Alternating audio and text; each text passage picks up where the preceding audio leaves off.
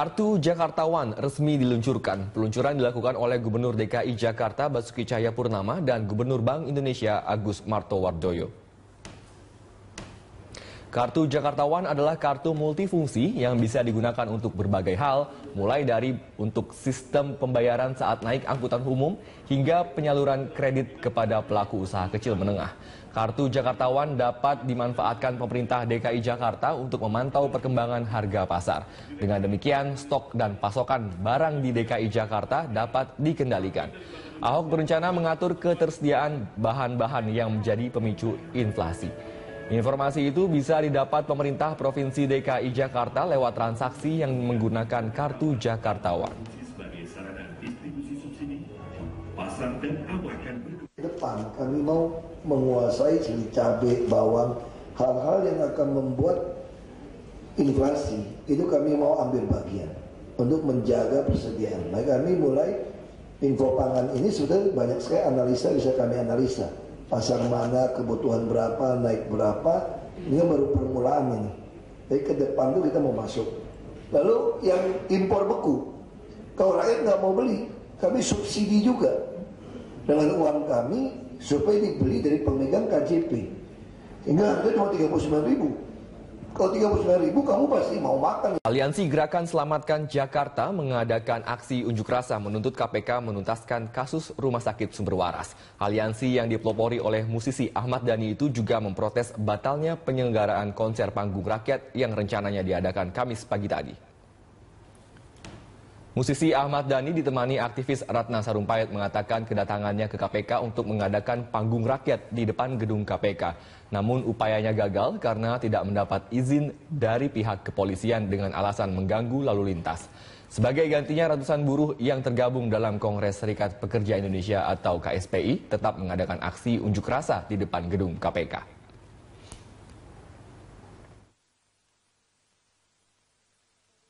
Sila KPK. Kita tahu semua penyidik sudah menyatakan tersangka terhadap Ahok, tapi 3 hari. Itu saja yang akan saya sampaikan. Terima kasih, Bu Ratna. Buruh datang untuk setidaknya memberi kesempatan, saya ingatkan kepada kepolisian. Hukuman mantan Sekjen Kementerian Energi dan Sumber Daya Mineral Waryono Karno diperberat dari 6 tahun penjara menjadi 7 tahun penjara. Waryono terbukti bersalah melakukan tindak pidana korupsi dalam kegiatan Setjen ESDM, menyuap Sultan Batugana dan menerima uang gratifikasi.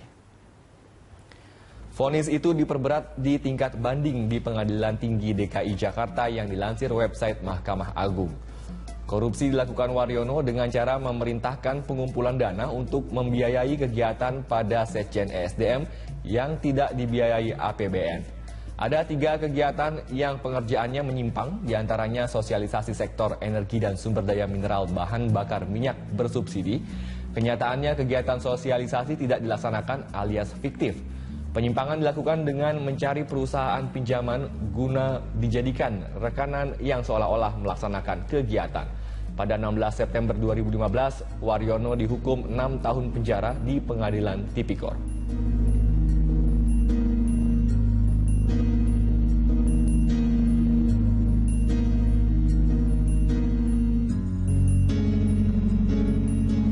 News Update pukul 19 waktu Indonesia Barat. Saya Valerina Daniel. Gedung 17 lantai di kawasan Bintaro roboh. Saat roboh, gedung dalam kondisi kosong.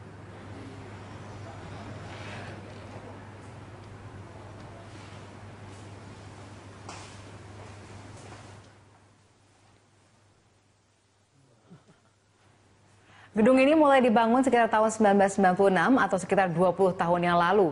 Rencananya akan dibuat gedung perkantoran. Namun hingga roboh Kamis siang pembangunan gedung belum rampung.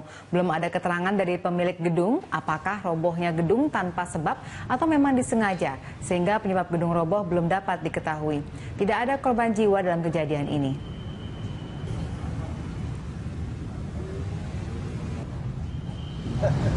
Jam 14 menurut informasi dari saksi-saksi yang ada di tempat lokasi kejadian, ini gedung ini roboh bagian samping-sampingnya informasi masih didalami dari pekerja maupun dari keamanan yang ada di lokasi. Gedung ini dibangun sekitar tahun 95-96. Kemudian karena konstruksinya tidak memenuhi persyaratan teknis sehingga mangkrak sampai sekarang, dan itu udah berpindah pengelolaan.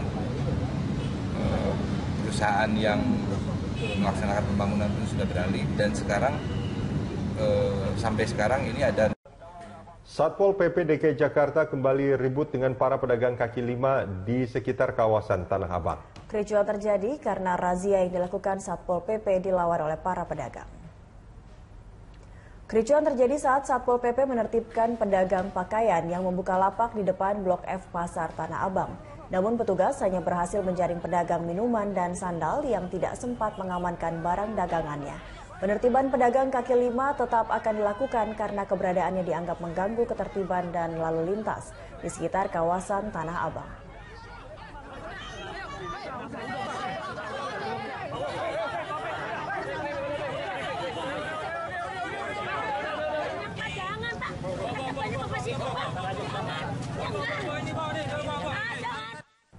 Oleh Satpol PP Jakarta Pusat dalam rangka mengantisipasi lonjakan dalam rangka bulan Ramadan. Tapi kalau kita melihat secara keseluruhan, kita masih bisa antisipasi di mana mereka agar tidak berjualannya di depan ataupun di jalan-jalan yang mengganggu pejalan kaki. Instruksi pimpinan tetap kita melaksanakannya secara smooth, humanis, tegas tapi tetap terukur. Adapun ada ekses-ekses itu resiko di dalam pekerjaan. Ya, kita tetap walaupun apapun yang terjadi akan kita tetap laksanakan kegiatan ini sebagaimana mestinya. Karena kalau kita kalah, pasti ini tidak akan teratur. Pemirsa, Badan Penanggulangan Bencana Daerah Sumatera Barat menyatakan Kabupaten Pesisir Selatan menjadi daerah terparah akibat gempa yang mengguncang Padang. Ya, selain merusak sejumlah bangunan, belasan warga juga mengalami luka-luka. Menurut Kepala Pelaksana BPBD Sumbar, Zulfiatno, selain Kota Padang, gempa tidak hanya dirasakan di seluruh Sumatera Barat, namun juga sampai ke Provinsi Jambi dan Bengkulu. Untuk Sumatera Barat, Kabupaten Pesisir Selatan menjadi daerah terparah akibat gempa, karena lokasi gempa hanya berjarak 79 km barat daya kabupaten di pesisir pantai Samudra Hindia. Dari data yang dihimpun, sedikitnya 14 warga pesisir selatan mengalami luka ringan dan berat. 4 warga dirawat di RSUD Muhammad Zain, 4 korban di Puskesmas Kambang, 3 korban di Puskesmas Balai Selasa, dan 1 korban lainnya dirawat di Puskesmas Indrapura. Sementara itu di Kota Padang, sedikitnya 2 warga juga dirawat di Rumah Sakit Umum Muhammad Jamil.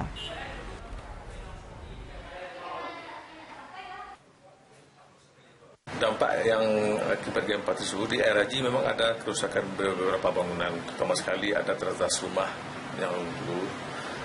Tadi saya dapat laporan dari sana ada satu kue yang runtuh juga, ya. Kemudian di daerah pesisir juga seperti Balai Selasa dan tempat itu ada PLN mati, ya, listrik mati, tiang listrik ada juga yang miring. Namun di kabupaten kota yang lain, Kota Padang, Pariaman, saya kontak langsung ke laksanya, termasuk Kabupaten Agam, termasuk pesisir Pasaman Barat, dan Mentawai, terutama sekali Mentawai. Saya langsung kontak dengan kepala pelaksananya BPBD di sana. Itu terhadap korban nihil, dan kerusakan bangunan sampai jam 8 tadi saya dapat informasi itu tidak ada kerusakan. Kartu Jakartawan resmi diluncurkan. Peluncuran dilakukan oleh Gubernur DKI Jakarta Basuki Cahayapurnama dan Gubernur Bank Indonesia Agus Martowardoyo. Kartu Jakartawan adalah kartu multifungsi yang bisa digunakan untuk berbagai hal, mulai dari untuk sistem pembayaran saat naik angkutan umum hingga penyaluran kredit kepada pelaku usaha kecil menengah. Kartu Jakartawan dapat dimanfaatkan pemerintah DKI Jakarta untuk memantau perkembangan harga pasar. Dengan demikian, stok dan pasokan barang di DKI Jakarta dapat dikendalikan. Ahok berencana mengatur ketersediaan bahan-bahan yang menjadi pemicu inflasi. Informasi itu bisa didapat pemerintah Provinsi DKI Jakarta lewat transaksi yang menggunakan kartu Jakartawan. Ke depan kami mau menguasai seperti cabai, bawang, hal-hal yang akan membuat inflasi itu kami mau ambil bagian untuk menjaga persediaan. Maka kami mulai info pangan ini sudah banyak sekali analisa bisa kami analisa. Pasar mana, kebutuhan berapa, naik berapa, ini kan baru permulaan ini. Tapi ke depan tuh kita mau masuk. Lalu yang impor beku, kalau rakyat nggak mau beli, kami subsidi juga dengan uang kami supaya dibeli dari pemegang KJP. Sehingga harga cuma 39.000. Kalau 39.000 kamu pasti mau makan.